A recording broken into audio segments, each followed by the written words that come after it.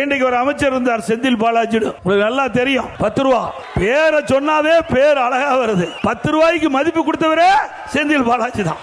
தமிழ்நாட்டில் சுமார் 6000 மதுக்கடைகள் இருக்குல்ல, 6000 மதுக்கடையில் ஒரு நாளைக்கு 1.5 கோடி பாட்டில் விற்பனை ஆகுது. ஒரு பாட்டிலுக்கு 10 ரூபா கூடுதலா வசூல் பண்றாங்க. அப்படி வசூல் பண்ணும் போது ஒரு நாளைக்கு இந்த 10 ரூபா கூடுதல் வசூல் மூலமாக 1.5 கோடி ரூபாய் மேலிடத்துக்கு போவதாக செய்தி. மாசத்துக்கு 450 கோடி, வருஷத்துக்கு 5400 கோடி. இதுவரை 5 ஆண்டு திராவிட முன்னேற்ற கழக ஆட்சியில் சுமார் 24,000 கோடி இந்த 10 ரூபா பாட்டிலுக்கு வசூல் பண்ணுறது மட்டும் கொள்ளையடிச்சிருக்கிறாங்க. இதெல்லாம் மத்தியில் இருக்கின்ற அமலாக்கத்துறை இன்றைக்கு கண்டுபிடித்து வழக்கு போட்டு அந்த வழக்கின் அடிப்படையில் இன்றைக்கு பல்வேறு நிகழ்வுகள் நடந்துகிட்டு இருக்குது.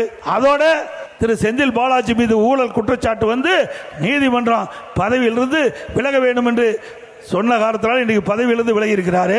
அவர் 2 இலாக்கா பார்த்தார். ஒன்னு மின்சாரத்துறை, இன்னொன்னு கலால் துறை. 2 துறையும் மந்திரியிலிருந்து விலகிட்டார். இன்றைக்கும் அவர் தான் அந்த இலாக்காவுக்கு அமைச்சராக இருந்து செயல்பட்டு இருக்கிறார். எந்த நிலையில இந்த அரசாங்கம் இருக்கு என்று பாருங்க.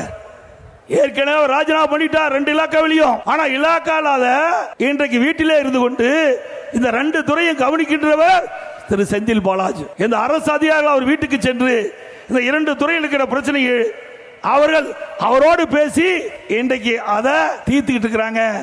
அதிமுக ஆட்சிக்கு வந்தவுடன் யாரெல்லாம் இந்த தவறுக்கு உடந்தையாக இருக்கின்றார்களோ அவர்கள் மீதெல்லாம் உரிய நடவடிக்கை எடுக்கப்படும்.